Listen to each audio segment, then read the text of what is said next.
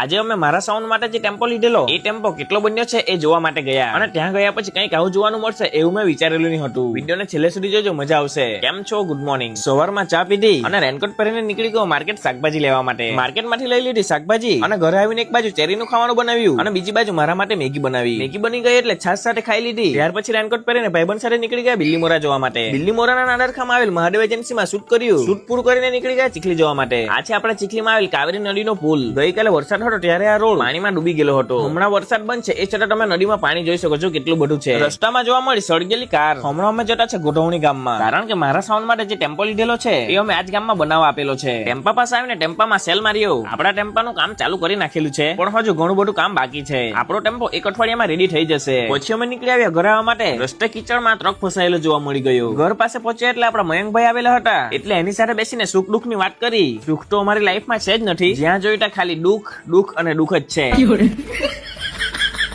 રાતે બેસી ગયો મેં ડીજે ઓપરેટિંગ ની પ્રેક્ટિસ કરવા માટે. ચાલો આજના માટે આટલું જ, મળ્યા બીજા નવા વિડીયોમાં.